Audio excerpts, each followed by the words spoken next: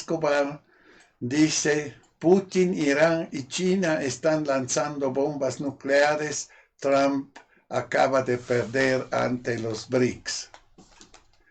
En esta explosiva conversación, el analista geopolítico Pepe Escobar revela cómo Rusia, China e Irán, el nuevo triángulo de Primakov, están formando un frente común contra las políticas de escalada de Washington, mientras Estados Unidos, bajo el mando de Donald Trump, vuelve a centrarse en la confrontación con Irán e incluso considera un ataque. Los tres pesos pesados del BRICS se preparan estratégicamente para una posible confrontación. Enfoco: un nuevo acuerdo similar a un pacto de defensa entre Rusia e Irán. La próxima reunión clave entre Xi Jinping y Putin. El creciente peligro de una gran guerra regional en Asia Occidental, desencadenada por la obediencia ciega de Washington al gobierno israelí.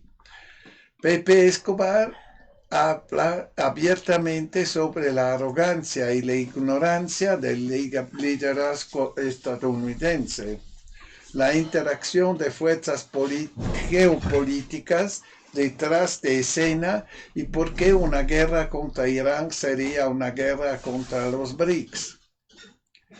Así vemos que hay,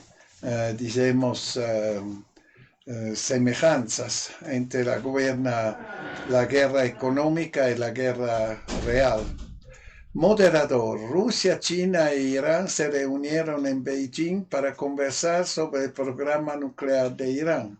Al mismo tiempo, se está avanzando masivamente la asociación estratégica entre Rusia e Irán. Pepe, escribiste un artículo sobre esto. ¿Qué pasó? ¿Y por qué es tan crucial en un momento en que Estados Unidos sigue intensificando su escalada?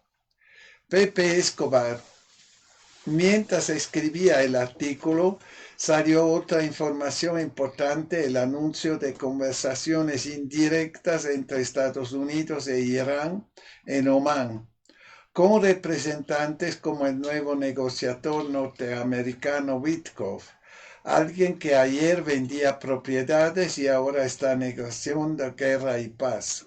Solo en Estados Unidos es posible algo así. Y por supuesto, Araki, el ministro de Asuntos Exteriores iraní, muy importante. Oficialmente sabemos poco sobre la reunión de Moscú, pero mis fuentes diplomáticas me lo han confirmado. Fue discreta, pero significativa. Allí se formó el nuevo trío Primakov: Rusia, China e Irán. Pepe Escobar continúa. El trío Primakov, original en la década de 90, estaba formado por Rusia, India y China, el núcleo de los BRICS. Hoy Irán está reemplazando a la India. El nuevo trío Rusia, China e Irán es el núcleo de la nueva era multipolar y ya están coordinando abiertamente sus estrategias. Se reunieron en Beijing para discutir cómo abordar conjuntamente el expediente nuclear iraní. Rusia y China ya eran parte de las negociaciones de JPOA en Viena en 2015. Yo estaba allí en este momento y recibía informes diarios de los iraníes a los que los medios estadounidenses no tenían acceso. Los americanos estaban enojados porque los habían dejado fuera. En aquel momento, Washington ya estaba intentando torpedear el acuerdo, por ejemplo, intentando introducir en el tratado una acusación contra el programa de misiles de Irán. Incluso los europeos dijeron: esto no tiene nada que ver con el programa nuclear. Pero Estados Unidos siempre quiso dictar las condiciones. Pepe Escobar: en 2018, Trump destruyó el JCPOA, un acuerdo ratificado por el Consejo de Seguridad de la ONU. Y ahora quiere uno nuevo que es aún más difícil, pero no Rusia ni China lo aceptarán. Los tres pesos pesados de los BRICS, Rusia, China y Irán, tienen un plan para contrarrestar la geopolítica de la locura de Estados Unidos con algo racional. Hoy, este nuevo trío BRICS se reunió en Moscú por segunda vez en apenas unos días. Se trata de estrategia y defensa contra la inminente agresión estadounidense e israelí contra Irán. Pepe Escobar, el nuevo acuerdo de asociación estratégica entre Rusia e Irán es particularmente importante. No es una alianza militar, pero sí incluye asistencia técnico-militar, como la entrega de los sistemas de defensa aérea S-400 y S-500 si Irán es atacado. También serían concebibles los misiles hipersónicos. Irán ahora puede decir, nos están atacando, ¿qué pueden hacer? Y Rusia ha asegurado contractualmente, ayudaremos. Este es mucho más profundo que la relación entre Rusia y Siria. China, por otro lado, mantiene asociaciones estratégicas con Irán y Rusia sin cláusulas militares.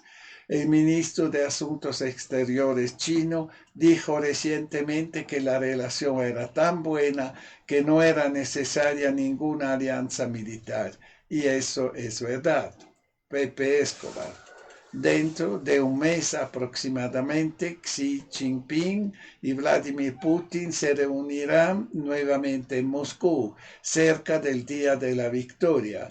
Será el segundo capítulo de su legendaria reunión en 2023, en la que Xi dijo: estamos experimentando cambios como no hemos visto en 100 años. Y ahora, posible escenario, un ataque de Estados Unidos e Israel contra Irán a más tardar en septiembre. Esto no solo sería un ataque contra Irán, sino contra todo el BRICS, porque las líneas estratégicas pasan entre estos tres socios. Moderador, recientemente le preguntaron a Trump si estaría dispuesto a emprender acciones militares contra el programa nuclear de Irán. Su respuesta: si las negociaciones fracasan, Irán corre un gran peligro. ¿Y qué quiere decir esto? Pepe Escobar. Esto significa que Trump quiere eliminar a Irán, el supuesto eslabón más débil de la Triple Alianza, pero un ataque contra Irán es un ataque contra las tres potencias, Rusia, China e Irán, y eso es el contexto real. Pero Trump, siendo asesorado por gente de la antigua CIA que no sabe nada o ignora deliberadamente la realidad. Sus asesores se proporcionan información basura sobre las capacidades de defensa de Irán y sobre las consecuencias de un ataque. No entiende nada de Irán, nada de Asia Occidental, nada de los BRICS. Pepe Escobar. Entre bastidores, Arabia Saudita y otros estados del Golfo pueden incluso estar intentando frenar a Trump por temor a su propia infraestructura energética. Irán ya lo ha dejado claro a los países del Golfo. Si apoyas un ataque, eres un objetivo. Pero Trump tampoco lo consigue. En cambio, sigue ciegamente el guión del lobby sionista, cuya influencia en el estado profundo de Estados Unidos permanece intacta. Pepe Escobar. La reunión de esta semana en la Casa Blanca, Biden recibiendo a Netanyahu como un estadista, fue una farsa cínica, un insulto a cualquier sentido de la diplomacia. Un criminal de guerra es cortejado por un presidente que es cómplice en Yemen. Estamos asistiendo a la normalización de la locura. La diplomacia ha degenerado en un teatro absurdo en el que solo se inventan narrativas, pero una guerra real contra Irán, miembro de BRICS con respaldo ruso, tendría consecuencias que se extenderían más allá de la región. Moderador, ¿qué tan grande es el riesgo de que esta realidad ya no llegue a Washington? Pepe Escobar, extremadamente alto. La arrogancia combinado con la ignorancia es mortal. No entienden nada de Rusia, nada de China y sobre todo nada de Irán, una civilización persa milenaria con un código de honor chiita. Nadie en el estado profundo de Estados Unidos entiende esto. Y es precisamente por eso que la situación es tan peligrosa. Pero hay otras cosas más, ¿no? Creo yo. Si, si vemos la situación que ha pasado ahora, decimos así, ¿no? Después de la masacre, del genocidio en Israel, se debe ver que hay mucha boconería, ¿no? Están Trump, como siempre, ¿no? Como megalómano y, digamos, mediocre, ¿no? De su capacidad intelectual, se cree el rey del mundo, ¿no? Pero solo se crea, porque hablamos solo de más o menos 1.000 millones de personas del triángulo, ¿cómo se dice? Dorado, como dice Putin, y 7 hasta más miles de millones de personas que están afuera del triángulo dorado, por empezar. Aparte que este triángulo dorado ya no es dorado, apenas tiene una placa de oro, así que parece dorado. Bien, esto demás. Pero militarmente, si se ve militarmente, la situación es absolutamente dramática. Esto de Estados Unidos, ni hablar. Europa también. No tienen armamento, creo que tienen armamento por 10 días de guerra. Esto es el cálculo de la gente que entiende algo sobre la OTAN. 10 días. Estados Unidos, ni hablar. Estados Unidos está solo sacando lo último que tienen, porque no hay dinero. No hay dinero ni por nada, ni por los guardiabosques. Así, si la realidad esta, ¿no?, que estoy mencionando es como es, ellos quieren en serio de hacer una guerra contra Irán, es un suicidio completo militar. Imagínate si no le ganan a los afganis sin zapatos, van a atacar un ejército grande, bien armado, no con una competencia aérea. Y no hablamos ahora de los rusos. ¿Qué van a hacer los rusos, no? Si esto pasaría, van a eliminar a Israel, lo van a aplastar, ¿no? De 2 lados o 3 lados, ¿no? No tienen ninguna chance. Por empezar, después, cuando han aplastado a Israel, ¿qué van a hacer los gringos? ¿Qué? Van a meterse a hacer una guerra contra Rusia, contra China, ni hablar, ¿no? Así es, puro bla bla, como siempre, ¿no? Puro mercantilismo y bla bla, que no tiene la base de ni hablar ni contra Irán. No estamos hablando ahora de los rusos con su Oreshny, con sus cosas supersónicas, ni hablar, ¿no? Así es una locura absoluta, como dice bien Pepe Escobar. Son entre la estupidez y la matonería, ¿no? El machismo, hablando cojudeces, ¿no? Estupideces. Y esto es lo peligroso, como dice bien Escobar, ¿no? Es muy preocupante, porque son siempre estos tipos entre estúpidos y violentos, que son el peligro. Así ha empezado la Segunda Guerra Mundial, ¿no? Con Hitler. Y otros, ¿no? Stalin igual, ¿no? Un psicópata, megalómano, igual, ¿no? O Mao Zedong también, otro enfermo, ¿no? Y toda esta gente, esto sí es preocupante, ¿no? Esto es preocupante. No que ellos podían hacer algo, ¿no? Esto no creo.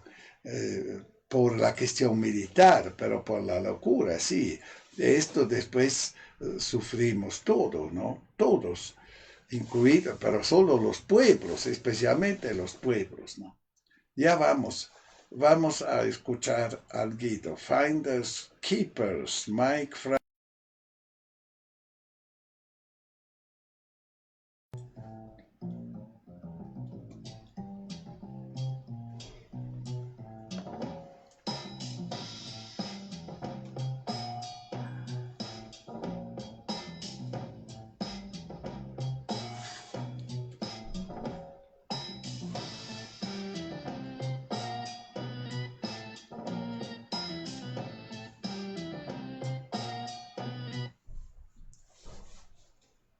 ¿Qué pasó? ¿Se cayó? No, está prendido acá. No, está.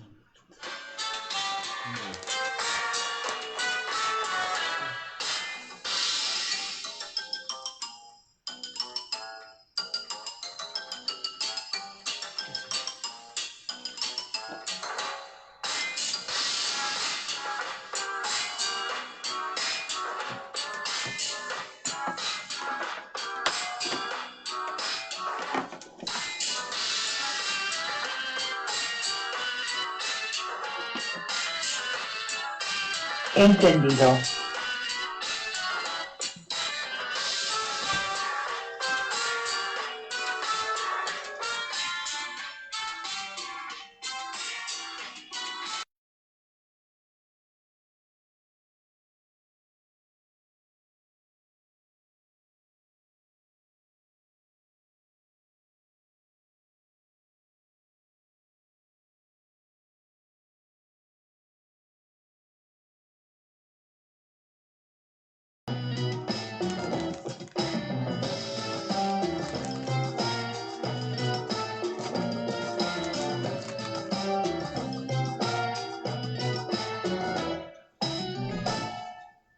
Finders, Keepers. Ya, ahora tema, no, que no es solo guerra, pero es la locura climática.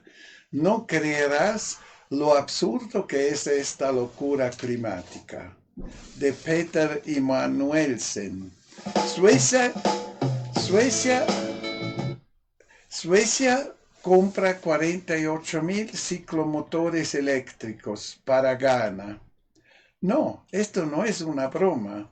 Suecia, uno de los países con mayores impuestos del mundo, aparentemente no utiliza sus ingresos fiscales para carreteras, hospitales o servicios públicos en su propio país. En lugar de eso, ahora se están gastando 11.3 millones de dólares en comprar 48.000 ciclomotores eléctricos, no para la propia población de la ciudad, pero para Ghana.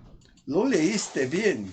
Todo esto se hace bajo el pretexto de una compensación climática. El objetivo, supuestamente, ahorrar 250.000 toneladas de CO2 hasta el año 2030. La idea, si más personas en Ghana cambian a ciclomotores eléctricos, Suecia puede contabilizarlo como emisiones compensadas. Pero hay un pequeño problema. Ghana está en medio de una crisis eléctrica, racionamiento eléctrico, cortes de suministro, cuellos de botella. ¿Y dónde quieren operar 48.000 ciclomotores eléctricos? ¿Alguien pensó esto bien? Se producen así decenas de miles de ciclomotores, incluido un proceso de fabricación con gran emisión de CO2.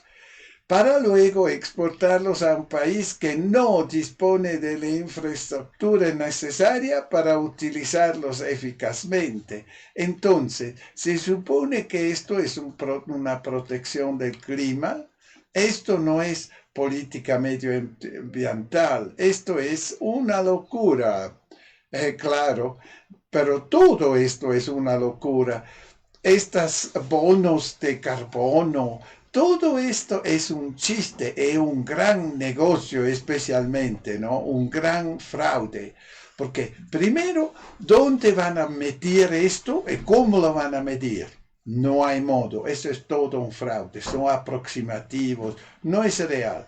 Además, las guerras que ellos hacen, ¿no? Estas guerras titánicas, la en Ucrania, en Israel, ya, esto no produce CO2, no produce una contaminación inimaginable. Es la misma gente que hace estas estupideces, ¿no? Del CO2, la misma gente, y que ganan también con esto, con los paneles solares, con los mariposas así kilométricas, etcétera, etcétera. La misma gente está detrás de esto, BlackRock y compañía, ¿no? Así, 9:22, vamos a...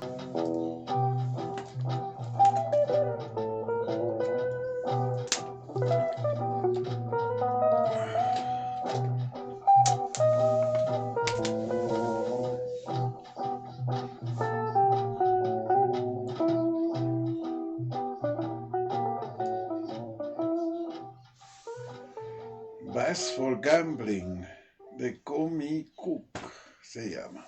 Ya bien. 9:25, Sájarova advierte, Europa podía necesitar ayuda humanitaria en 20 años. La brillante, vocera de Putin está hablando sobre la deuda europea, en qué plan están económicamente, obviamente.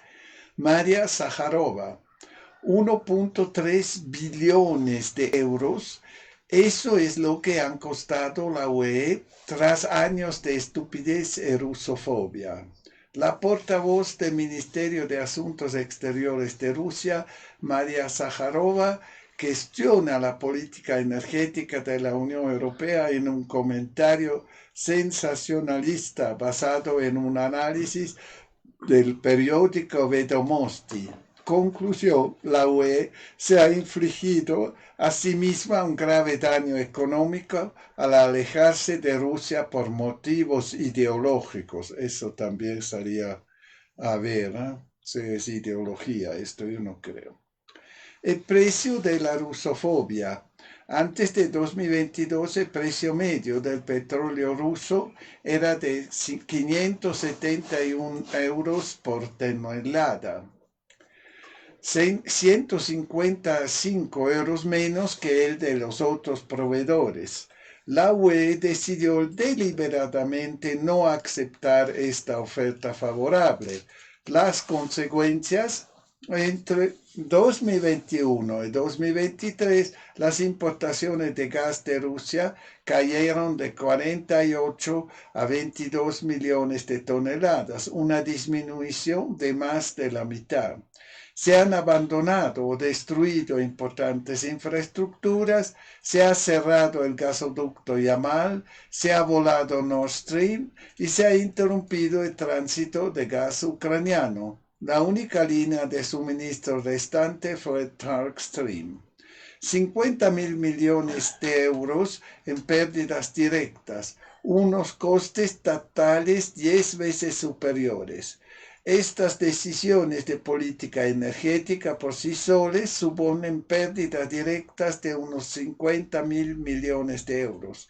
Sin embargo, si se tienen en cuenta los daños económicos indirectos, las pérdidas totales ascienden a 1.3 billones de euros, según los cálculos de Vedomosti. Si la UE hubiera seguido comprando energía rusa a precios de mercado, habría ahorrado las siguientes cantidades: 178.000 millones de euros para gas, 187.000 millones de euros para el petróleo, 70.000 millones de euros para productos petrolíferos, 25.000 millones de euros para el carbón, 17.000 millones de euros para electricidad. Beneficio para Estados Unidos, Noruega y Gran Bretaña. Los beneficiarios de esta reorientación son Estados Unidos y Gran Bretaña. Estos suministran energía a precios muchas veces superiores a los anteriores. EU, 165.000 millones de euros de ingresos adicionales. Noruega, 85.000 millones de euros.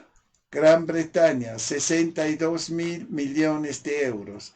Estas ganancias fueron directamente a corporaciones como ExxonMobil, más 231.000 millones de dólares. Shell, 209.000 millones de dólares. British Petrol, 200.000 millones de dólares. Colapso del PIB y desindustrialización. Alemania se ve especialmente afectada. La mayor economía de Europa se contrae por segundo año consecutivo, un escenario históricamente sin precedentes. Según Sájarova, la UE ha entrado oficialmente en una fase de desindustrialización. La producción industrial cayó 1% en 2023, un 2.5% en 2024 y un 18% en el sector del acero.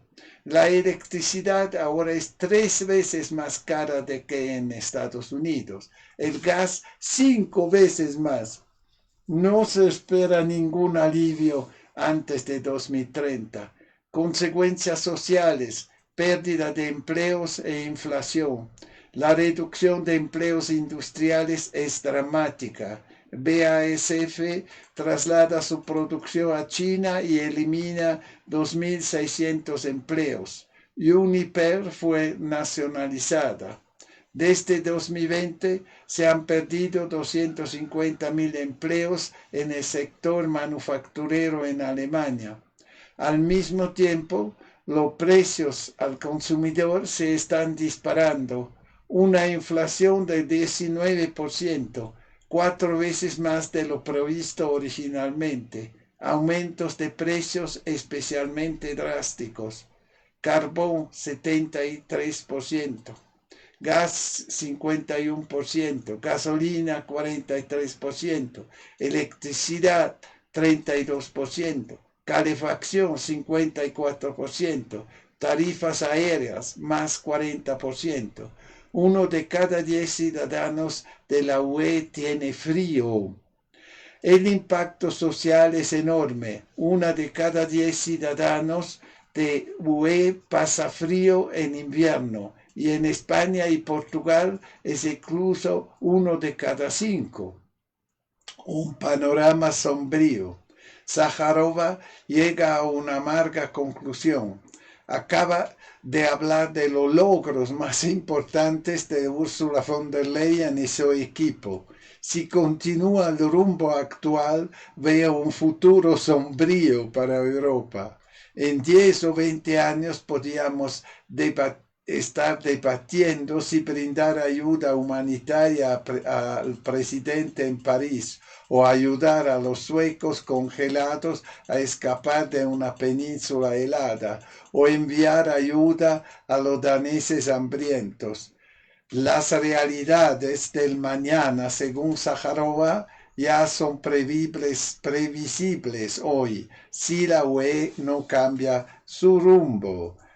Sí, esto es cierto. La mujer es una gran mujer, bien inteligente. Ya,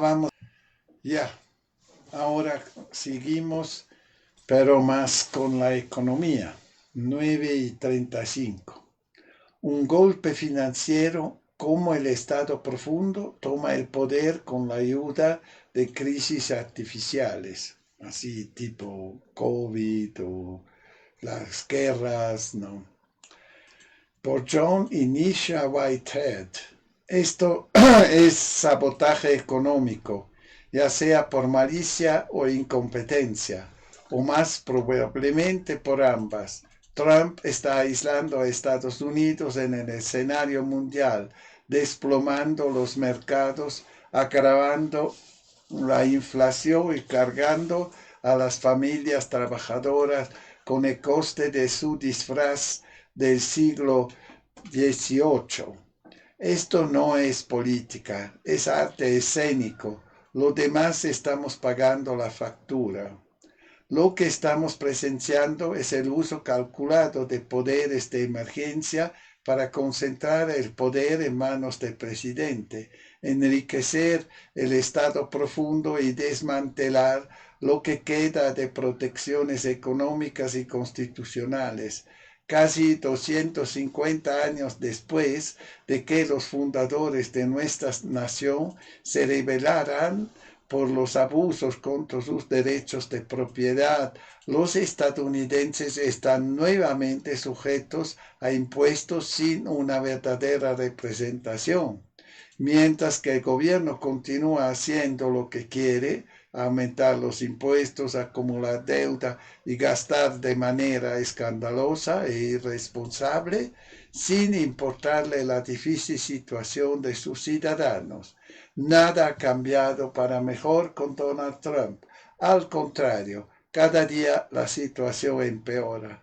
Después de heredar una de las economías más fuertes del mundo, el presidente Trump, cuyas credenciales comerciales incluyen varios emprendimientos fallidos, quiebras y una montaña de deudas y facturas impagas, ha logrado, sin ayuda de nadie, quemar la economía con sus aranceles equivocados y sus planes egoístas implementados sin ninguna supervisión o control del Congreso. El Congreso, no el presidente, es responsable de controlar el gasto gubernamental. Esto es evidente en la cláusula de asignaciones del artículo 1, sección 9, cláusula 7 de la Constitución, que establece un estándar legal sobre cómo deben administrarse los fondos pagados por los contribuyentes al gobierno, y en la cláusula de impuestos y gastos del artículo 1, sección 8, cláusula 1. En resumen, el Congreso es responsable de mantener la cuenta de estos fondos y autorizar cómo se gastan o no se gastan estos fondos. Los fundadores pretendían a este poder regulador, conocido como el poder de la bolsa, para determinar qué fondos se pueden gastar y cuáles se pueden retener, sirviera como un control eficaz sobre cualquier agencia gubernamental que excediera su autoridad, especialmente el poder ejecutivo. El profesor de Derecho Zachary Price señala: dada la fuerza de este control, no es sorprendente que los presidentes hayan buscado formas de eludirlo.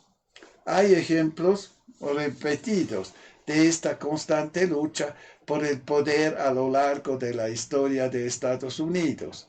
Por ejemplo, el Congreso utilizó el poder del dinero para poner fin a la guerra de Vietnam y retirar el ejército estadounidense del Líbano.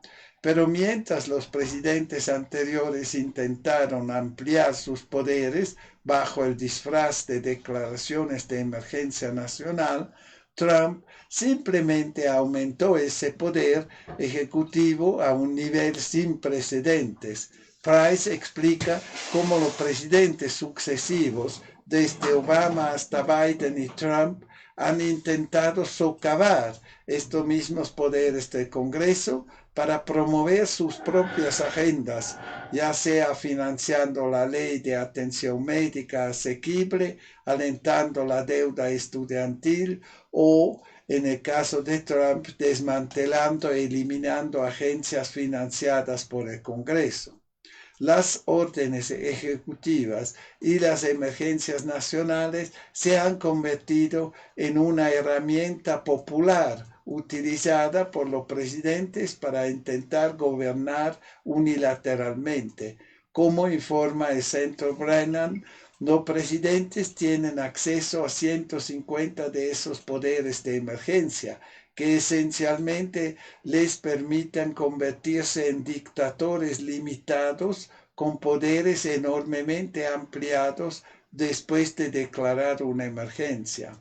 Debido a que la Ley de Emergencias Nacionales no define qué constituye una emergencia, los presidentes tienen un margen de maniobra increíble para cometer daños constitucionales contra los ciudadanos. Si bien los presidentes de ambos partidos han abusado de estos poderes, Trump está tratando de probar los límites de estos poderes de emergencia al declarar una emergencia nacional en cualquier momento para eludir al Congreso e imponer rápidamente su voluntad en la nación. El uso liberal que hace Trump de los poderes de emergencia para eludir al Estado de Derecho pone de relieve el peligro que representan para nuestro sistema constitucional de controles y equilibrios.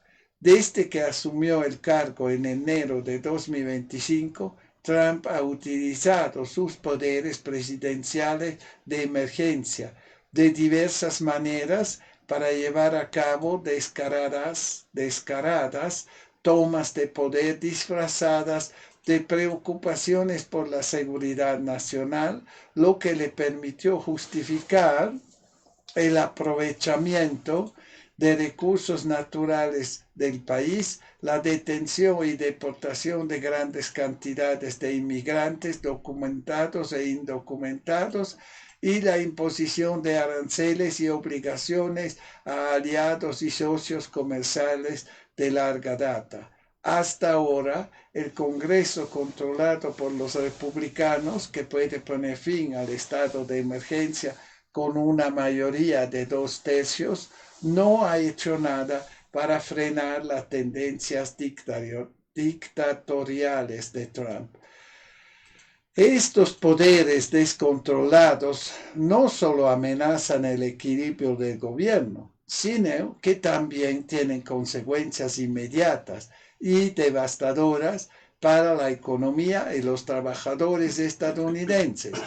Los economistas temen que el impacto de la última emergencia nacional de Trump, que supuestamente marcará el comienzo de la era dorada de Estados Unidos, al imponer altos aranceles a naciones extranjeras, podría hundir a Estados Unidos y al resto del mundo en una grave recesión al desencadenar una guerra comercial global, aislando económicamente a Estados Unidos del resto del mundo, llevando a la quiebra a empresas que esperaban una recuperación. Los temores de una recesión se hacen cada vez más fuertes, además de sabotear la economía, despedir a decenas de miles de empleados federales y desmantelar aquellas partes del gobierno que sirven a los intereses de la clase trabajadora de Estados Unidos, así como a sus poblaciones envejecidas, discapacitadas y sin hogar. Trump y su camarilla de aliados multimillonarios están desmantelando los pocos controles que quedan sobre la corrupción pública y privada y alimentando la codicia corporativa a cada paso. Así que el hombre que prometió drenar el pantano continúa hundiéndonos en el pantano. Mientras tanto, se espera que los contribuyentes cuyos ahorros para la jubilación se están desplomando paguen las decenas de millones de dólares que cuestan los frecuentes viajes de Trump a sus propios campos de golf, también cobra tarifas exorbitantes al servicio secreto para que se quedan en sus propiedades para protegerlo. Sus oportunidades fotográficas multimillonarias en el Super Bowl de la Daytona 500, su deseo de rediseñar los jardines de la Casa Blanca y construir un salón de baile de $100 millones y su reciente demanda de un costoso desfile militar en su honor a sus 79 cumpleaños. Puede que el presidente Trump hable mucho de sus planes para enriquecer a Estados Unidos, pero cada vez resulta más claro que la única persona a la que está haciendo más rico a costa de los contribuyentes es a él mismo. Esta locura fiscal, sumada a las ambiciones imperialistas y tiránicas de Trump, recuerda los agravios que llevaron a los fundadores de Estados Unidos a rebelarse contra el rey Jorge III. En otras palabras, el gobierno sigue robándonos a ciegas. Trump no ha frenado la avaricia gubernamental, simplemente ha usado una estrategia diferente para lograr el mismo resultado, ya sea mendigando, pidiendo prestado o robando. El gobierno quiere más de nuestros dólares duramente ganados, sin importar cómo los obtenga.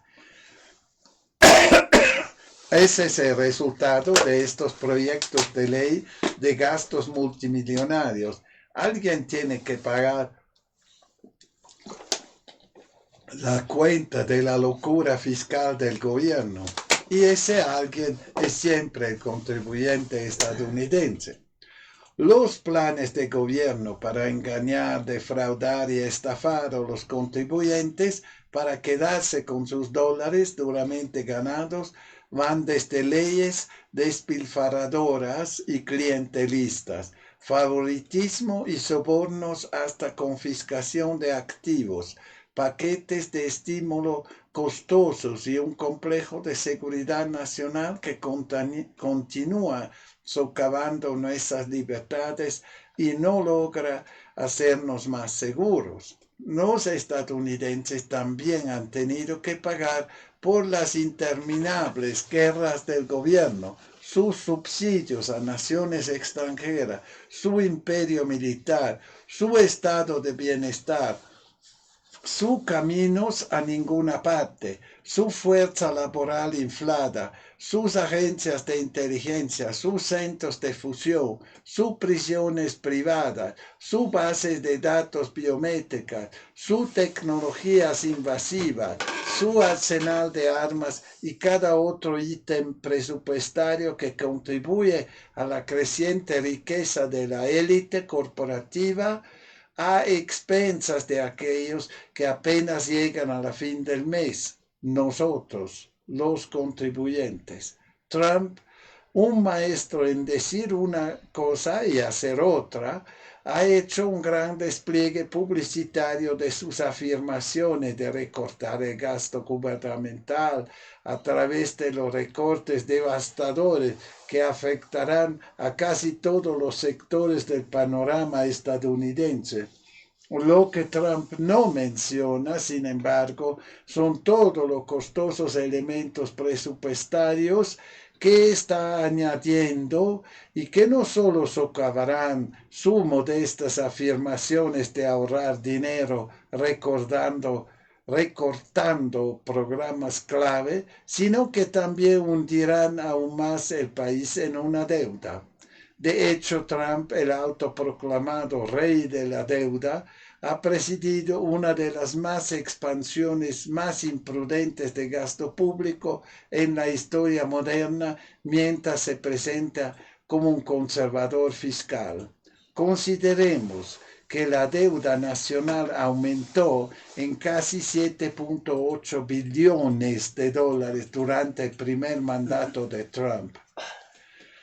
Según ProPublica, eso equivale a casi el doble de lo que los estadounidenses deben en conjunto en préstamos estudiantiles, préstamos para automóviles, tarjetas de crédito y cualquier otro tipo de deuda, excepto hipotecas. Eso equivale a unos $23.500 en nueva deuda federal por cada persona en el país. El crecimiento del déficit anual bajo la presidencia de Trump es el tercer mayor aumento en relación con el tamaño de la economía de cualquier presidente estadounidense. Y a diferencia de George Bush y Abraham Lincoln, quienes supervisaron los mayores aumentos relativos del déficit, Trump no inició dos conflictos extranjeros ni financió una guerra civil. Si el primer mandato de Trump fue un anticipo, su segundo es un golpe financiero en toda regla perpetrado contra el pueblo estadounidense con dinero prestado. Hablamos de números, ¿vale? La deuda nacional, la cantidad que el gobierno federal ha tomado prestada y debe devolver a lo largo de los años, es de más de 36 billones de dólares y crecerá en otros 19 billones de dólares hasta el 2033. La mayor parte de esta deuda se ha acumulado durante las últimas 2 décadas, en gran medida debido a las maquinaciones fiscales de 4 presidentes, 10 sesiones del Congreso y 2 guerras, como 2, o sea, 7 guerras mínimo, no más. Se estima que la deuda del país es ahora 130% mayor de su Producto Interno Bruto, todos los productos y servicios producidos en un año mediante el trabajo y la propiedad de sus ciudadanos.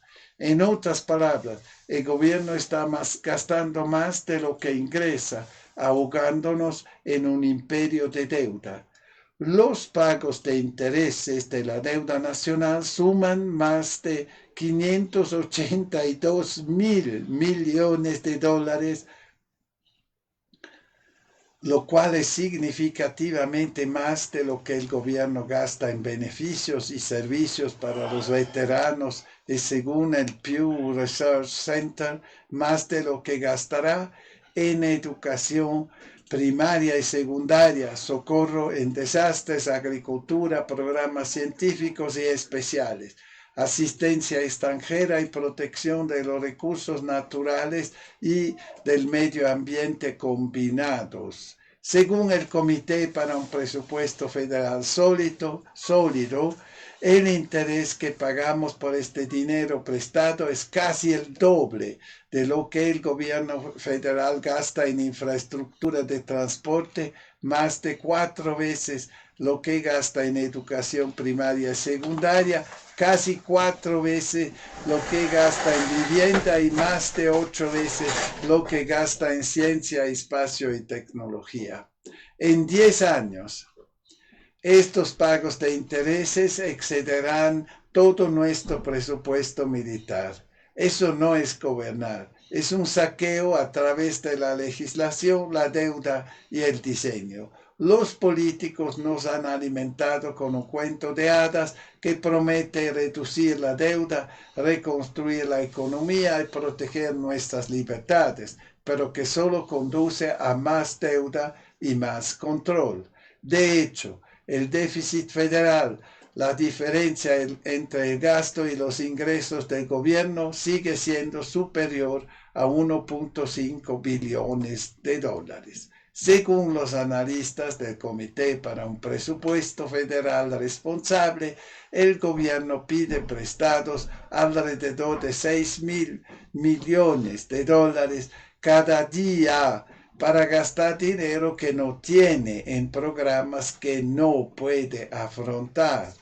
En esencia, el gobierno de Estados Unidos financia su existencia con una tarjeta de crédito.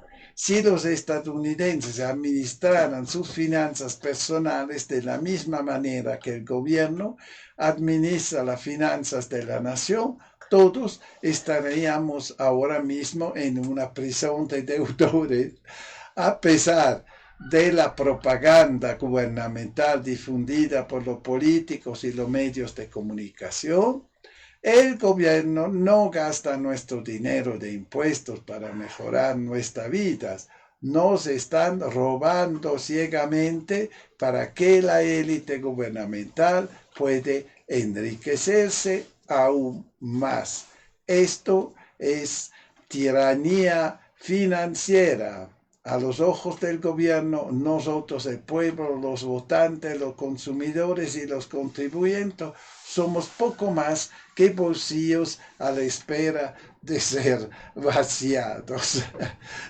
No es todo, pero es suficiente, creo, por entender qué está pasando. Y no solo en Estados Unidos, en Europa es absolutamente lo mismo, tristemente. Pero la gente no sabe, ¿no? Si acá ni tienen la mínima idea de qué está pasando en Estados Unidos, de cómo es la situación. Vamos a una música por terminar el programa 9:56. Vamos escuchando Kids Arena, Stationary Sign.